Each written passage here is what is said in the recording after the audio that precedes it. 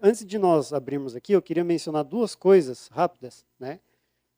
Primeiro, nós cantamos uma música de início aí, chama Alma Missioneira, e eu queria, missionária, né? Ó, missioneira não. E eu queria aqui ler as primeiras 3 estrofes aqui, para nós meditarmos um pouquinho, que está relacionado com o tema que nós vamos falar hoje, tá? Diz assim: Senhor, toma minha vida inteira, antes que os dias passem, e as minhas forças também. Estou disposto ao que quiseres, farei o que me pedes, me chamas para servir. Senhor, meu coração entrego, quero falar sem medo, da tua graça e amor. Senhor, me faça um mensageiro, com alma missionária, disposto a te servir. Quero ir aonde os homens necessitem da palavra, necessitem motivos para viver, sendo agente de esperança, onde o mundo esteja triste simplesmente por não saber de ti. Parece um poema bonito, né? E essa deve ser nosso propósito de vida, nosso propósito de existência nesse mundo. Hoje eu queria falar sobre um ponto importante da nossa fé, daquilo que nós cremos, e, em certo sentido, é uma esperança e, ao mesmo tempo, é um puxãozinho de orelha, ok? Ontem eu estive aqui com a Cristiane e o seu Luiz ali, a Larissa, a Melissa, né? O Lucas estava lá também conosco. Nós estudamos um pouquinho aí. Vocês lembram que foi o estudo ontem, né? Já esqueceu, Cristiane? Não acredito. Né? Eu ia pedir sua ajuda. Muito bem. Ontem a gente falou um pouquinho sobre a volta de Cristo, né? A volta de Cristo. Lembrando que quando Jesus morre, ali se completa uma fase, né, do ministério, do plano de salvação de Deus para nós, que é o sacrifício dele pelos pecados, ok? Cristo morre, leva sobre si os nossos pecados, é sepultado, e a Bíblia diz que ele ressuscita. Logo que ele ressuscita, nós sabemos, ele permanece um tempo aqui, aparece a muitas pessoas, e logo então ele chama os seus discípulos a uma última reunião, a uma última comissão. E lá, né, nesse Monte das Oliveiras, ele fala com os discípulos, e então ele faz o quê? Ele vai. E duas coisas ficam marcadas. Antes dele ir, ele faz uma promessa. Lembra da promessa? João capítulo 14, 1-3. Ele fala assim, olha, não se preocupe, eu estou indo, a gente leu isso ontem, né? Eu estou indo para o céu e vou preparar um lugar para vocês. E eu não sou mentiroso não, eu estou indo, hein? E se eu estou indo, pode ter certeza que eu voltarei. E eu vou levar vocês comigo.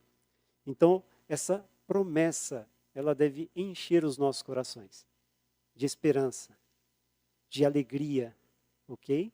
E não só isso, quando ele sobe, ainda os discípulos ficam ali olhando para o céu, né? Olhando ali no horizonte, lá para o alto, e aí vem o anjo e fala o que para eles? Vocês estão fazendo o que ainda aí? Esse mesmo, né, homem, né, esse mesmo Senhor que vocês viram subir, assim como viram subir, ele voltará. Essa deve ser o quê? A nossa... Para onde que aponta aqui? Para lá? Para cá? Ah, tá, é verdade. Olha, eu esqueci do detalhe, ligar. Ok. Muito bem. Essa deve ser a nossa bendita esperança. Ok? A volta de Jesus. Ontem eu estava falando lá na casa da Cristiane e do Luiz que, assim como o Antigo Testamento, ele proferia a mensagem de que viria um Messias para morrer numa cruz pelos pecados da humanidade. O Novo Testamento fala sobre o Messias que viveu e retornará a essa terra para salvar-nos e completar então a sua missão, que é a restauração do ser humano à imagem e semelhança de Deus. Ok? Então, 2 textos muito conhecidos por nós aí. Abra sua Bíblia em Tito, capítulo 2.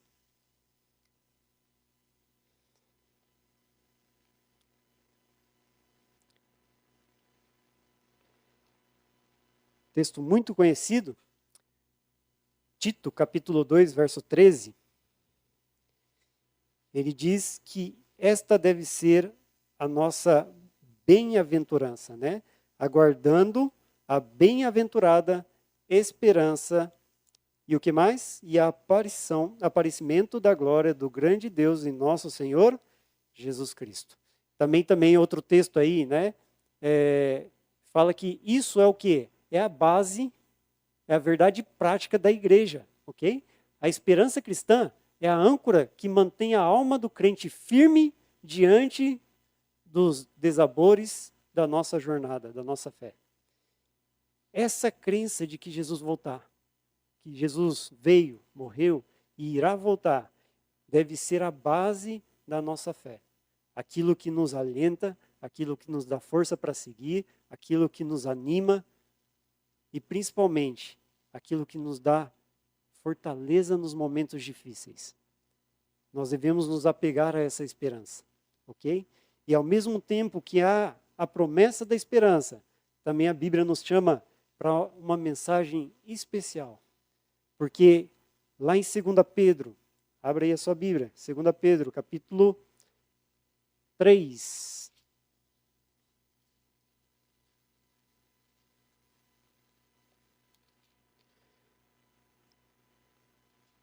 Deixa eu ver aqui se eu...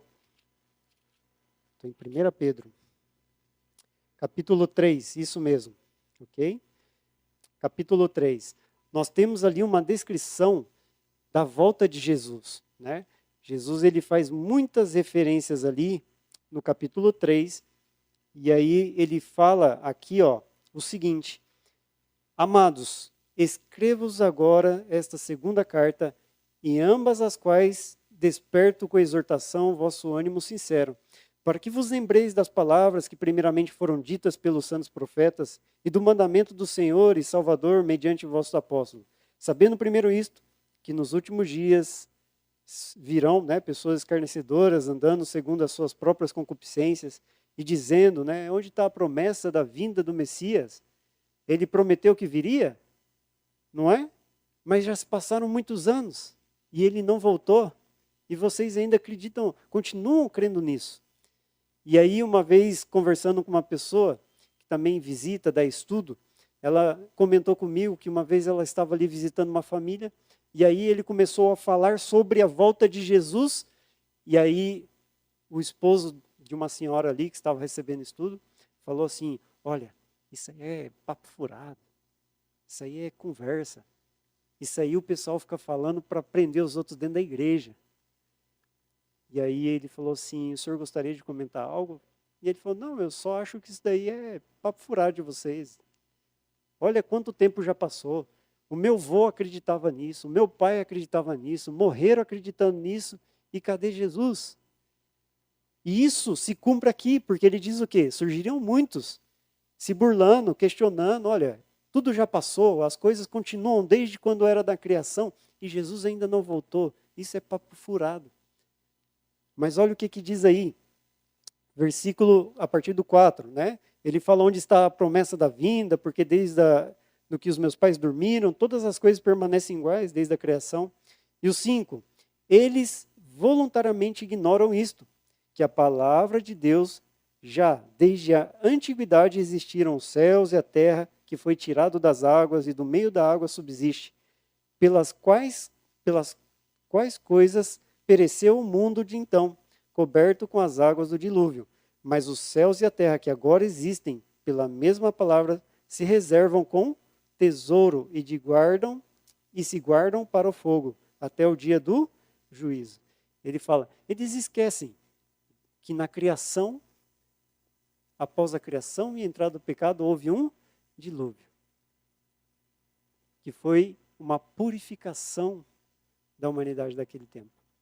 E eles esquecem também que agora, pela mesma palavra de Deus, nos aguarda para o juízo. O quê? O fogo.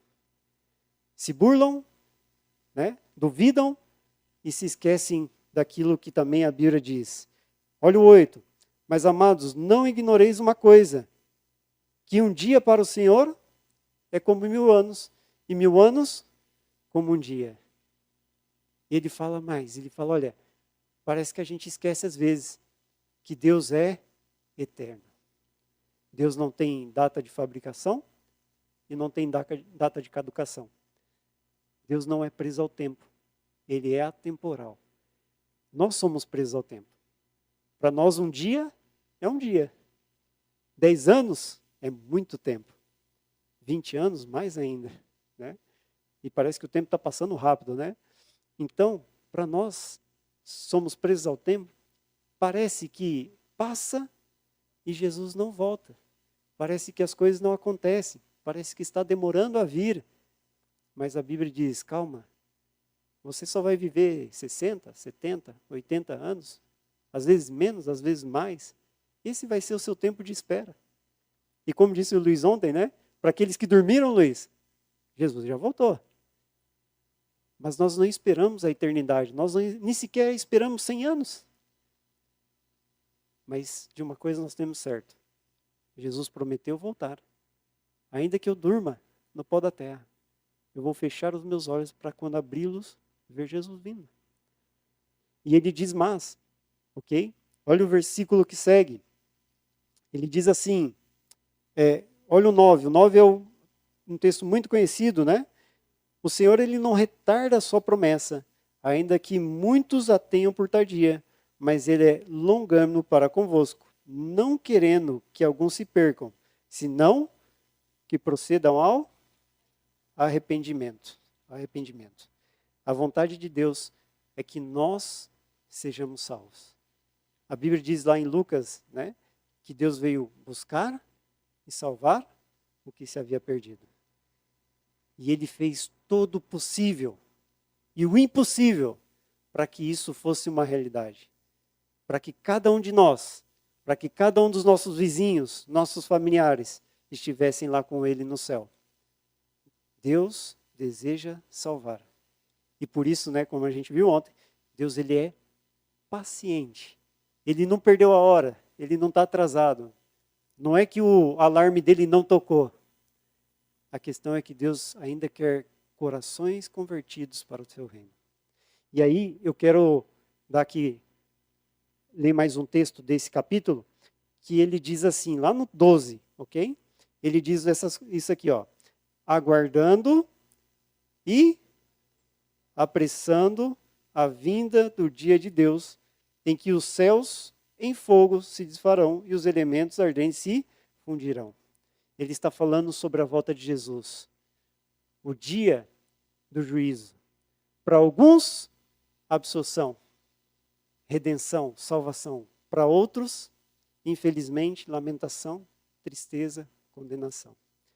Mas uma coisa desse texto, ele fala, nós devemos esperar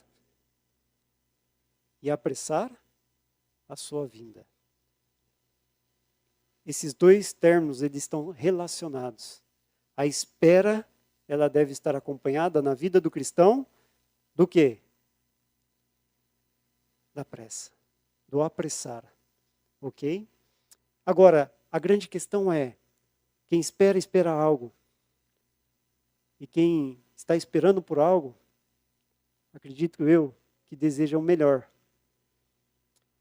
Como então eu realizo essa obra de apressar a volta de Jesus? Olha aí, nós sabemos que lá em Apocalipse 14, verso 6, é depositado sobre a igreja uma missão, porque nós vemos lá que há as 3 mensagens angelicais que nós conhecemos, né? E a primeira no versículo 6 diz o quê? Temei a Deus e dá-lhe glória, porque é chegada a hora do seu juízo, e adorar aquele que fez o céu, a terra, o mar. E aí nós falamos assim, a voz do primeiro anjo, a voz do segundo anjo, a voz do terceiro anjo. Mas que anjo é esse? Na verdade, não são os anjos que cumprirão essa voz de urgência. Deus deseja que nós sejamos esses anjos, que proclamemos essa mensagem, que Jesus está pronto a vir. E nós devemos ser atalaias, proclamadores dessa mensagem. Esse é o chamado que Deus faz a cada um de nós.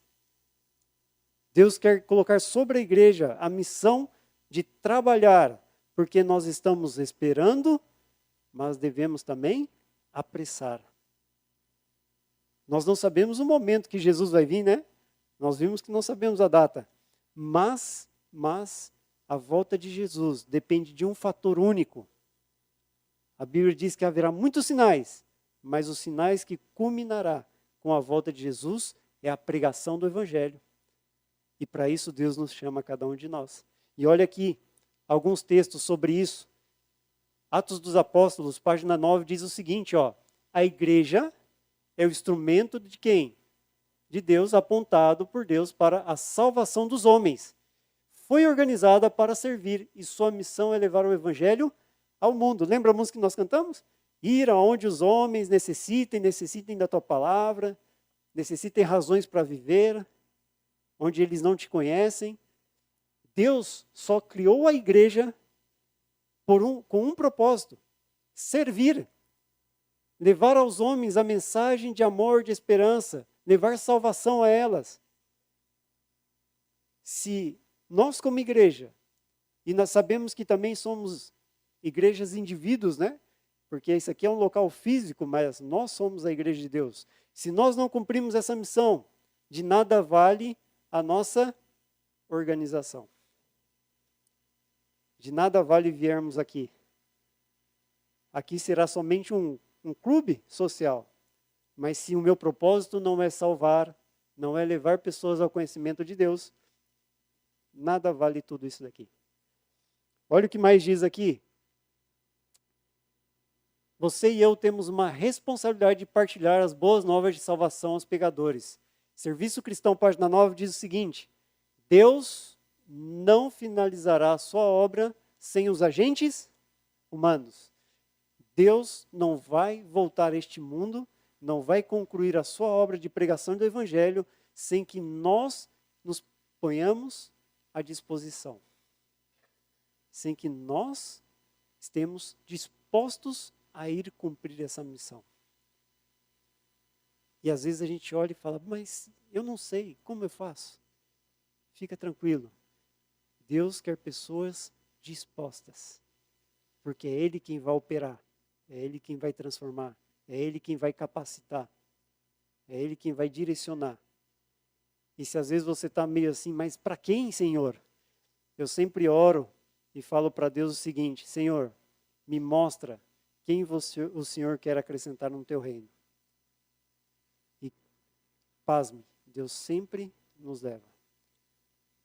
E desde já eu te digo, ore, porque é uma batalha espiritual. Quando eu saio, quando vocês saem, quando a gente entra em contato com as pessoas, é uma batalha espiritual. Por isso que nós temos que orar constantemente pelos trabalhos da pregação na nossa igreja, evangelização.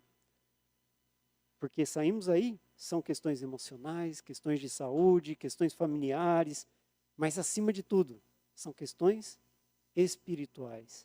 E aí ele diz mais, olha, no mesmo livro, na página 12, diz o seguinte: onde quer que se estabeleça o quê? Boa Vista, todos quem? Só os anciões? Só os diáconos?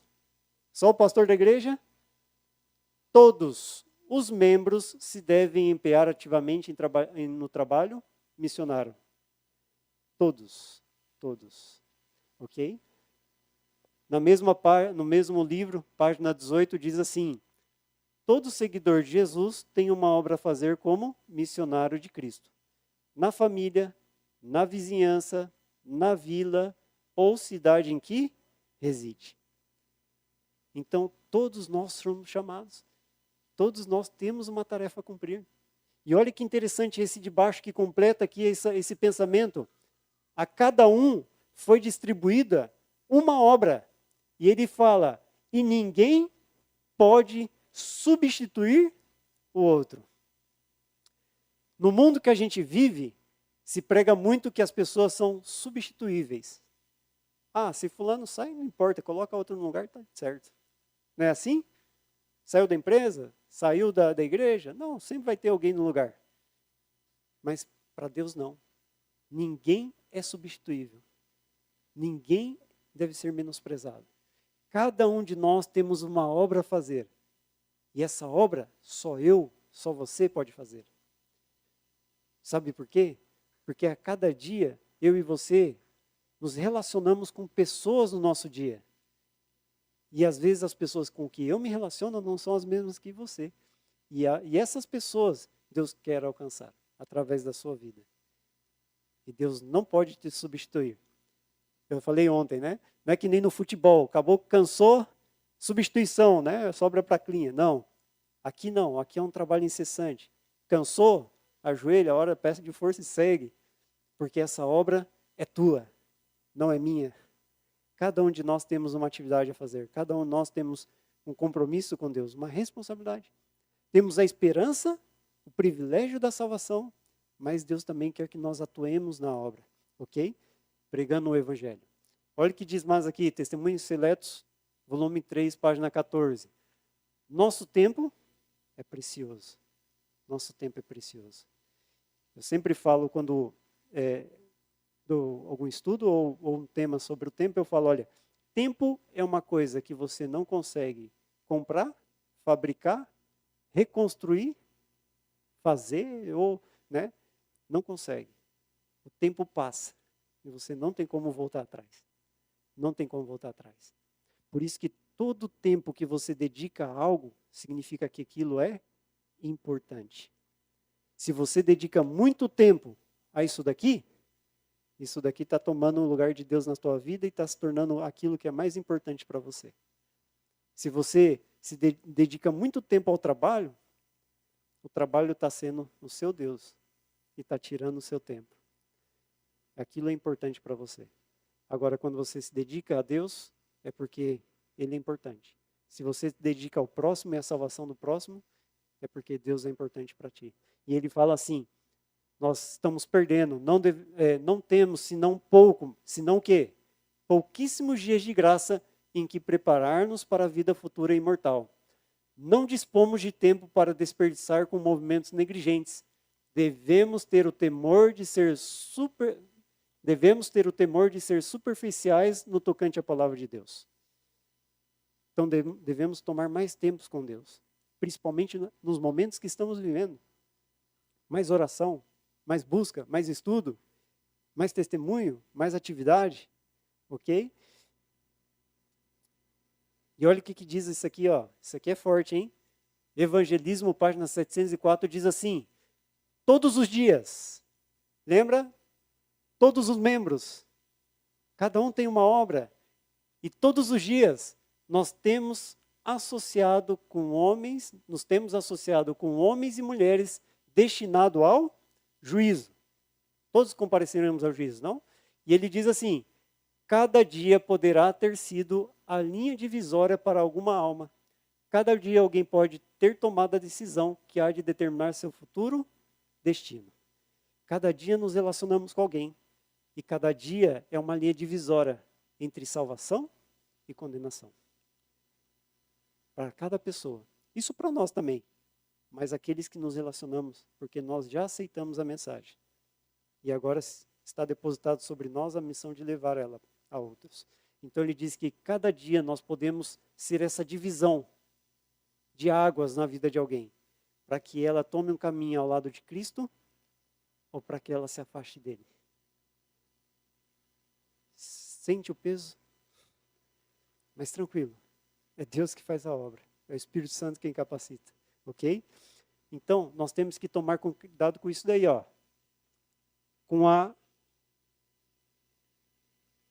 mordidão.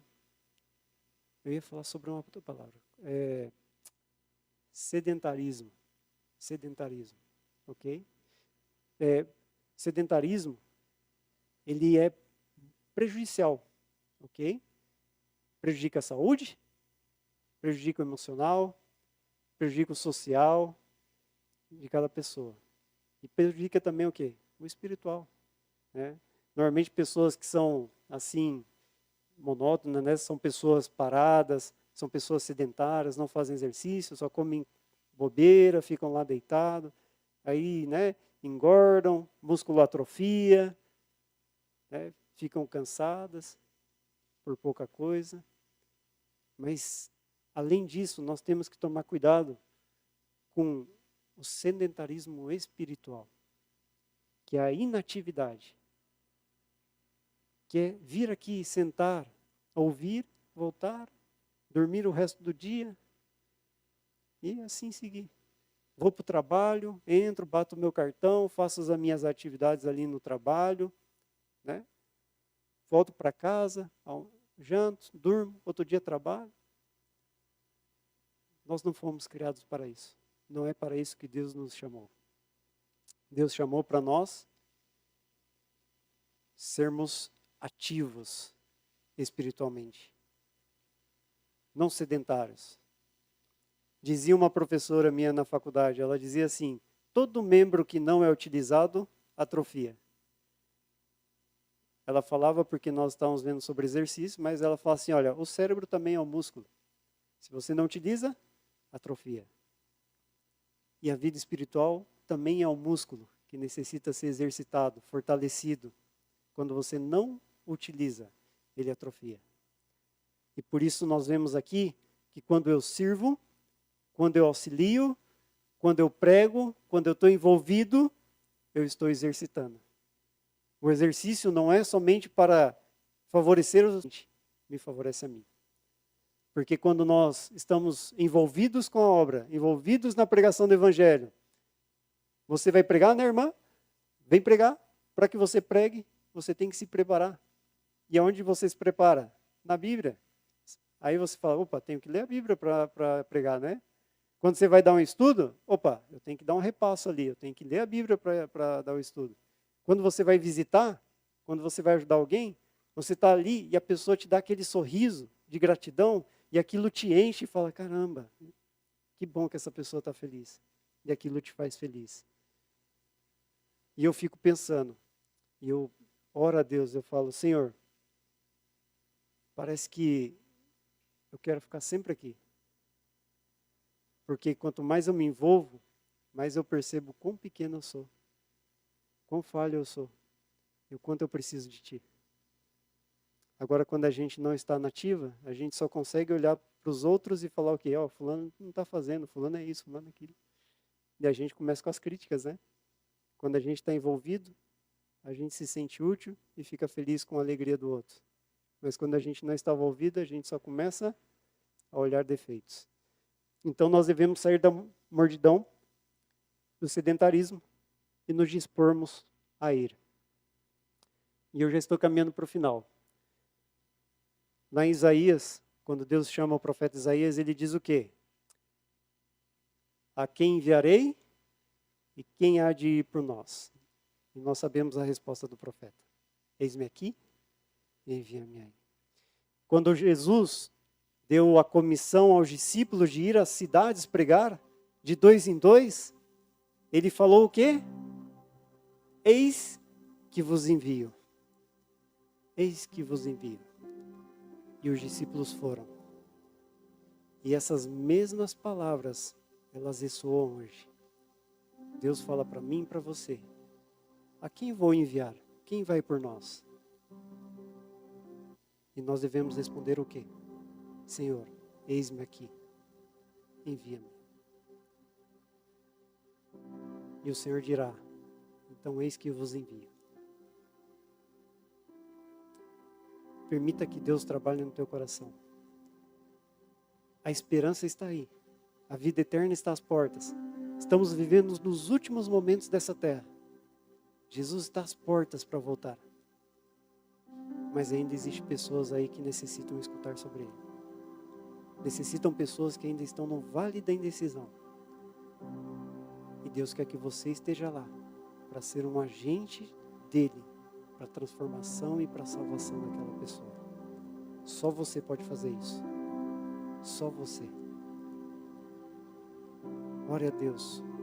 Peça a Ele sabedoria e disposição para deixar o sedentarismo espiritual e correr agora para levar as pessoas aos pés de Cristo. A missão de Jesus era buscar e salvar os que havia perdido. Agora Ele diz, eu os envio. Eu os envio. Agora são vocês. Irmãos, que Deus possa abençoá-los nessa noite. Que possa mostrar no teu coração. Jesus está perto a vir. Nós temos que parar de ficar dormidos. Despertar.